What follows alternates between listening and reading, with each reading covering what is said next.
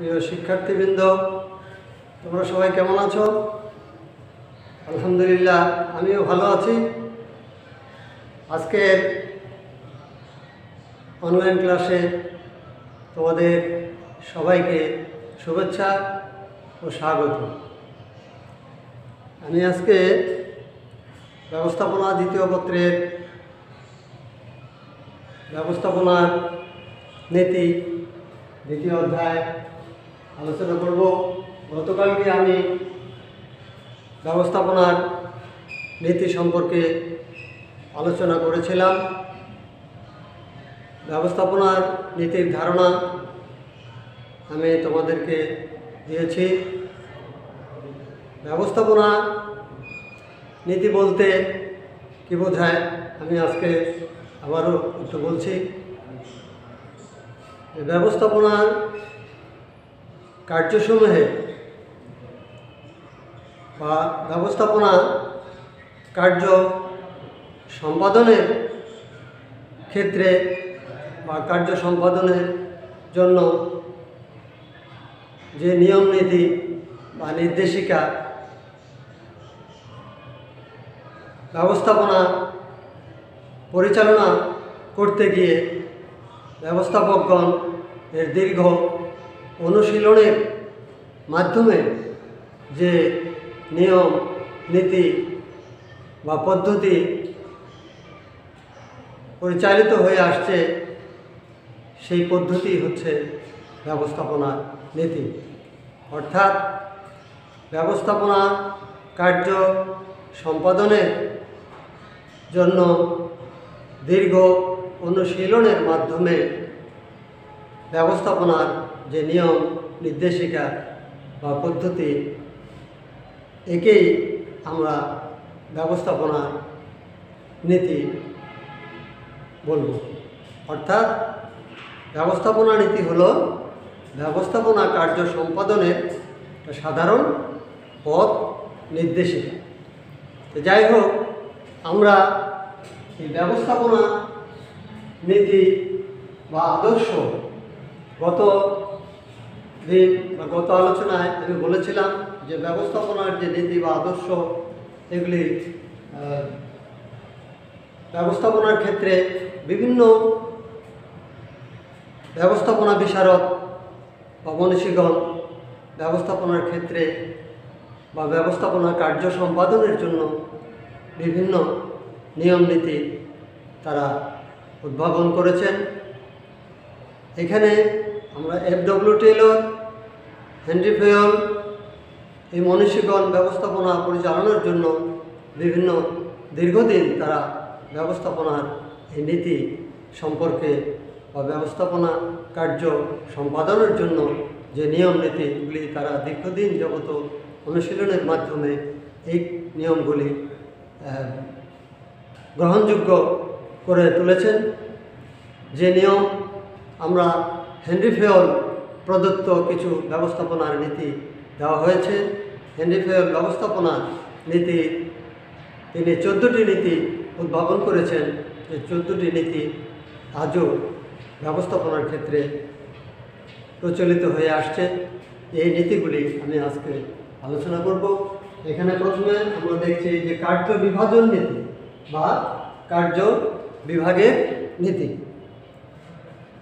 ব্যবস্থাপনার ক্ষেত্রে আমরা দেখি যে ব্যবস্থাপনায় প্রত্যেকটা কাজকে প্রয়োজন অনুযায়ী, প্রতিটা কাজকে প্রয়োজন অনুযায়ী বিভক্ত করে প্রতিটা কাজের দায়িত্ব একজনকে প্রদান করা হয়ে থাকে।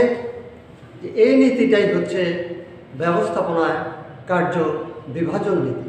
অর্থাৎ ব্যবস্থাপনায় প্রতিটা কাজকে, কোনো প্রতিষ্ঠানের প্রতিটা কাজকে প্রকৃতি অনুযায়ী বিভিন্ন ভাগে ভাগ করে বা বিভক্ত করে প্রতিটা কাজের দায়িত্ব ও কর্তৃত্ব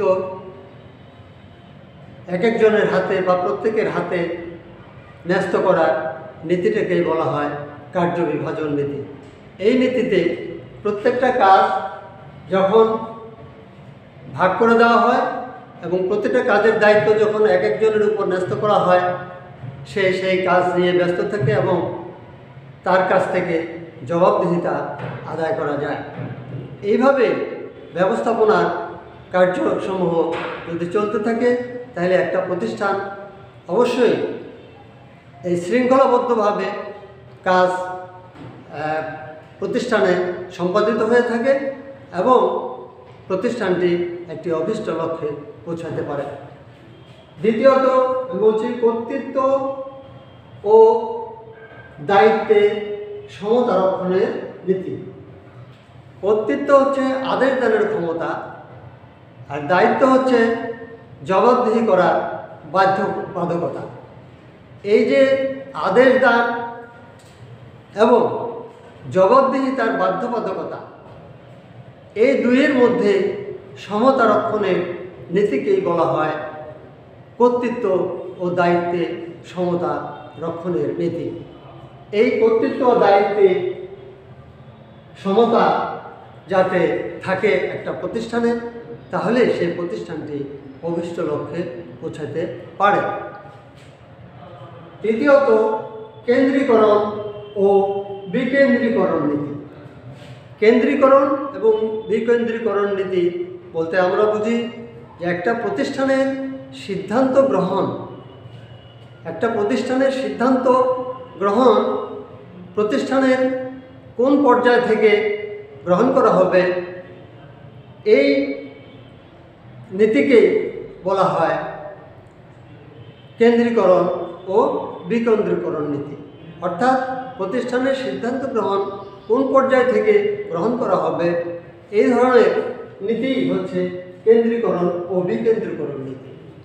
যদি প্রতিষ্ঠানের সিদ্ধান্ত গ্রহণ শুধুমাত্র উচ্চ পর্যায়ে সংরক্ষণ করা হয়ে থাকে, তখন তাকে বলা হয় কেন্দ্রীকরণ নীতি।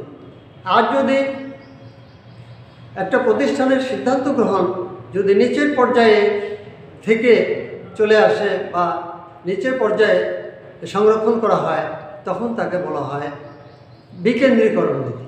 তো একটা প্রতিষ্ঠানের জন্য কেন্দ্রীকরণ এবং বিকেন্দ্রীকরণ নীতি উভয়ই ক্ষতিকর, এবং কেন্দ্রীকরণ এবং বিকেন্দ্রীকরণ নীতি উভয়ই কোনো প্রতিষ্ঠানের জন্য ভালো হতে পারে, মন্দও হতে পারে। যাই হোক, তাহলে আমরা দেখছি যে 4 নম্বর হচ্ছে আদেশের ঐক্যনীতি। আদেশের ঐক্যনীতি বলতে একটা প্রতিষ্ঠানের যে নীতি, আদেশের ঐক্যনীতি, অর্থাৎ কোনো প্রতিষ্ঠানের অধস্তনদের আদেশদাতা হবেন একজন মাত্র ব্যক্তি। অর্থাৎ অধস্তনরা শুধুমাত্র একজন ঊর্ধ্বতন কর্তৃপক্ষের নিকট থেকেই আদেশপ্রাপ্ত হবে, যাতে দুইজনের কাছ থেকে আদেশপ্রাপ্ত না হয়, এই ধরনের ব্যবস্থা নিশ্চিতকরণের নীতি হচ্ছে আদেশের ঐক্যনীতি। অর্থাৎ আদেশের ঐক্যনীতি বলতে আমরা এটাই বুঝি যে একজন অধস্তনের নির্দেশদাতা হবেন একজনই ঊর্ধ্বতন কর্তৃপক্ষ, অর্থাৎ একজনই আদেশদাতা হবেন একজন অধস্তনের। অর্থাৎ এখানে 2 জন বা 3 জনের কাছ থেকে কোনো আদেশ যাতে না আসে, অর্থাৎ একজন অধস্তনের আদেশদাতা হবেন শুধুমাত্র একজন ব্যক্তি। এই নীতি সংরক্ষণ করার ব্যবস্থাকেই বলা হয় আদেশের ঐক্যনীতি। নির্দেশনার ঐক্যনীতি। পূর্ববর্তী নির্দেশনার সাথে মিল রেখে পরবর্তী নির্দেশনা প্রদানের নীতিকেই বলা হয় নির্দেশনার ঐক্যনীতি। অর্থাৎ পূর্বে যে নির্দেশনা প্রদান করা হয়েছে অধস্তনদের প্রতি, সেই নির্দেশনা পরবর্তীতে যেন পরিবর্তন না হয়ে অন্য কোনো নির্দেশনা প্রদান করা হয়, সেই ব্যবস্থা নিশ্চিত করতে হবে। অর্থাৎ পূর্বে যে নির্দেশ দেওয়া হয়েছে, পূর্ব নির্দেশনার সাথে মিল রেখে পরবর্তী নির্দেশনা প্রদানের নীতি হচ্ছে নির্দেশনার ঐক্যনীতি। সাধারণ স্বার্থে নিজস্ব স্বার্থ ত্যাগের নীতি। সাধারণ স্বার্থে নিজস্ব স্বার্থ ত্যাগের নীতি, অর্থাৎ ব্যক্তি স্বার্থের ঊর্ধ্বে থেকে প্রতিষ্ঠানের স্বার্থ বা সাধারণ স্বার্থটাকে বড় করে দেখতে হবে, তাহলেই প্রতিষ্ঠানটি একটি অভীষ্ট লক্ষ্যে পৌঁছাতে পারবে। এই ধরনের নীতিকেই বলা হয় সাধারণ স্বার্থে নিজস্ব স্বার্থ থেকে নীতি। অর্থাৎ কোনো প্রতিষ্ঠানের যারা ব্যক্তি, বিভাগ বা উপবিভাগ যারা থাকবে, যে এই বিভাগগুলি থাকবে, এই বিভাগে অর্থাৎ ব্যক্তি স্বার্থকে বড় করে দেখা যাবে না, সাধারণ স্বার্থকেই অর্থাৎ প্রতিষ্ঠানের স্বার্থকেই বড় করে দেখতে হবে। এই ধরনের নীতি হচ্ছে সাধারণ স্বার্থে নিজস্ব স্বার্থ থেকে নীতি। জোড়াময় শিকলের নীতি। প্রত্যেকটা ব্যক্তি, বিভাগ, উপবিভাগের অর্থাৎ উপর থেকে নিচ পর্যন্ত প্রতিটি ব্যক্তি, বিভাগ এবং উপবিভাগের কার্যসমূহ একটি সূত্রে গ্রথিতকরণ বা একটা শিকলের মধ্যে আবদ্ধ করার নীতিই হচ্ছে জোড়াময় শিকলের নীতি। এটা একটা ব্যবস্থাপনার অন্যতম নীতি। পারিশ্রমিকের নীতি অর্থাৎ একটা প্রতিষ্ঠানের যারা কর্মরত আছেন তাদের যোগ্যতা, তাদের অভিজ্ঞতা বা তাদের কাজের প্রকৃতি অনুযায়ী তাদেরকে সুযোগ সুবিধা প্রদানের নীতিকেই বলা হয় পারিশ্রমিকের নীতি। অর্থাৎ যার যোগ্যতা যেরকম সেই যোগ্যতা অনুযায়ী তাকে বেতন প্রদান করা বা সুযোগ সুবিধা প্রদান করা, এই ধরনের ব্যবস্থাকেই বলা হয় পারিশ্রমিকের নীতি বা এই ধরনের ব্যবস্থা নিশ্চিতকরণের নীতিকেই বলা হয় পারিশ্রমিকের নীতি। এরপরে ব্যবস্থাপনা কার্যের আরও নীতি রয়েছে। এটা হচ্ছে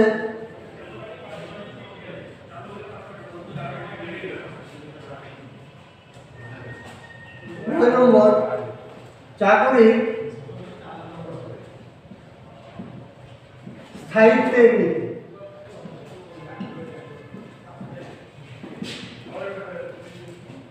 একটা প্রতিষ্ঠানে যখন যারা প্রতিষ্ঠানে কর্মরত থাকেন তারা সাধারণত মনে করেন যে তাদের এই চাকরিটাকে তারা অনেক কষ্টে পেয়েছে এবং চাকরিকে তারা যাতে পরবর্তীতে স্থায়ীকরণ হয়, এই স্থায়ীকরণের নীতিকেই বলা হয় চাকরির স্থায়িত্বের নীতি।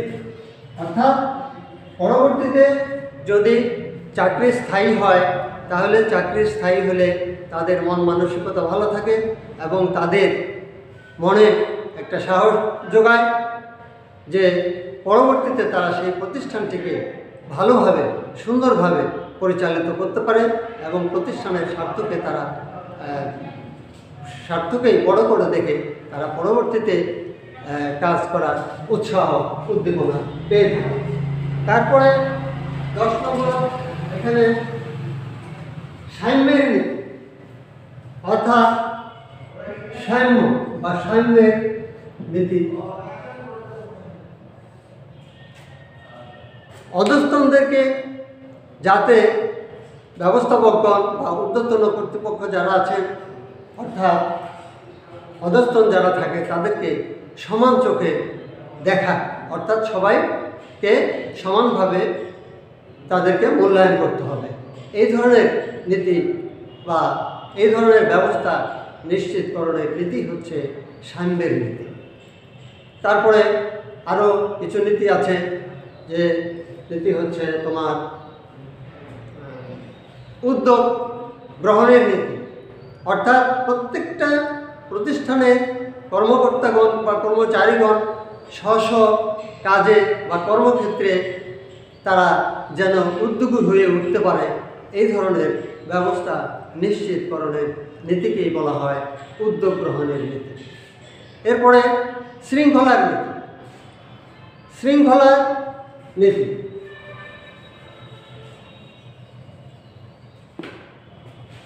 যোগ্য ব্যক্তিকে যোগ্য স্থানে এবং সঠিক বস্তুকে সঠিক স্থানে স্থাপন করার নীতিকেই বলা হয় শৃঙ্খলার নীতি। যোগ্য ব্যক্তিকে যোগ্য স্থানে এবং সঠিক বস্তুকে সঠিক স্থানে স্থাপনের নীতিকেই বলা হয় শৃঙ্খলার নীতি। অর্থাৎ প্রত্যেকটা ব্যক্তি বা প্রতিটা ব্যক্তিকে যার যোগ্যতা যেরকম ঠিক সেইভাবে তাকে মূল্যায়ন করতে হবে, সেই যোগ্যতা অনুযায়ী কাজের দায়িত্ব দিতে হবে এবং যে কোনো যেমন কোনো যন্ত্রপাতি যেখানে স্থাপন করার প্রয়োজন সেখানে স্থাপন করতে হবে। এই ধরনের নীতিকেই বলা হয় শৃঙ্খলার নীতি।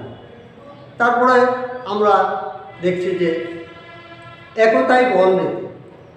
একতাই বল নীতি বলতে বোঝায় যে প্রত্যেকটা বিভাগ, প্রত্যেকটা উপবিভাগ, প্রতিটা ব্যক্তি যাতে সবাই একতাবদ্ধ হয়ে প্রতিষ্ঠানে কার্যাবলী সম্পাদন করতে পারে, এই ধরনের ব্যবস্থা নিশ্চিতকরণের নীতিকেই বলা হয় একতাই বল নীতি। অর্থাৎ প্রত্যেকটা বিভাগ, ব্যক্তি এরা যেন পারস্পরিক সহযোগিতা এবং পারস্পরিক একে অন্যের প্রতি সহযোগিতা এবং তাদের মধ্যে যেন একতাবদ্ধ হয়ে তারা যেন প্রত্যেকটা কাজ করতে পারে, এই ধরনের নীতিকে বলা হয় একতাই বল নীতি। এখানে একতাই বল নীতি এখানে বলা হয় যে দশে মিলে করি কাজ, হারে যেতে নাহি লাজ। তারপরে অনেক সময় বলা হয় যে সকলের তরে সকলে আমরা, প্রত্যেকে আমরা পরের তরে। এই যে নীতি, অর্থাৎ পারস্পরিক সহযোগিতা, সহমর্মিতা এবং সবাই একতাবদ্ধ হয়ে কোনো প্রতিষ্ঠানে যখন কোনো কাজ সম্পাদন হয়ে থাকে অবশ্যই সেই প্রতিষ্ঠানটি অভীষ্ট লক্ষ্যে পৌঁছাতে পারে। তো আমরা ব্যবস্থাপনার এই যে নীতিগুলি আলোচনা করলাম, তা আমরা এই ব্যবস্থাপনার যে হেনরি ফেয়ল যে ব্যবস্থাপনার যে নীতিগুলি প্রদান করেছেন, এই নীতিগুলি আমি গতকালকে বলেছিলাম যে 14টি নীতি আমি লিখে দিয়েছিলাম। এই 14টি নীতি তোমরা মুখস্থ করবে এবং 14টি নীতি তোমরা ভালো করে পড়বে। এখান থেকে তোমাদের বিভিন্ন রকমের অর্থাৎ জ্ঞানমূলক, অনুধাবনমূলক এখান থেকে প্রশ্ন হবে এবং নৈর্ব্যক্তিক প্রশ্নগুলি তোমরা এখান থেকে পাবে। তাহলে আমরা বুঝতে পারলাম যে ব্যবস্থাপনা যে কার্যসমূহের যে ব্যবস্থাপনা পরিচালনা করতে গিয়ে, কাজ করতে গিয়ে যে কিছু নিয়ম, নীতি, নির্দেশনা মেনে ব্যবস্থাপনা কার্যাবলী সম্পাদন করা হয়। যে ব্যবস্থাপনা যে এই নীতিগুলি আমি আলোচনা করলাম, এই নীতিগুলি যদি কোনো প্রতিষ্ঠানে মেনে চলে বা এই নিয়ম অনুযায়ী প্রতিষ্ঠানটিকে পরিচালনা করা হয়, তাহলে অবশ্যই একজন ব্যবস্থাপক সেই প্রতিষ্ঠানটিকে অভীষ্ট লক্ষ্যে পৌঁছে দিতে পারে। তাহলে আমরা আজকে এই ব্যবস্থাপনার যে নীতিগুলি আলোচনা করলাম, এই নীতিগুলি তোমরা অবশ্যই মুখস্থ করবে এবং এই নীতিগুলি আরও ভালো করে পড়বে। তাহলে তোমাদের এখান থেকে যে কোনো ধরনের প্রশ্ন আসলে তোমরা উত্তর দিতে পারবে। আশা করি তোমরা ব্যবস্থাপনা নীতি সম্পর্কে বুঝতে পেরেছ এবং ব্যবস্থাপনার যে এই নীতিগুলি আমি আলোচনা করলাম তোমরা বুঝতে পেরেছ। তো আগামী ক্লাসে আমি পরবর্তীতে ব্যবস্থাপনার ক্ষেত্রে এফ.ডব্লিউ. টেইলর এবং হেনরি ফেয়লের যে অবদান, তারপরে একজন ব্যবস্থাপকের গুণাবলী, আদর্শ ব্যবস্থাপকের দক্ষতা, এগুলি নিয়ে আমি আলোচনা করব। তাই তোমরা সবাই ভালো থাকো, সুস্থ থাকো। তোমাদের সবাইকে অসংখ্য ধন্যবাদ।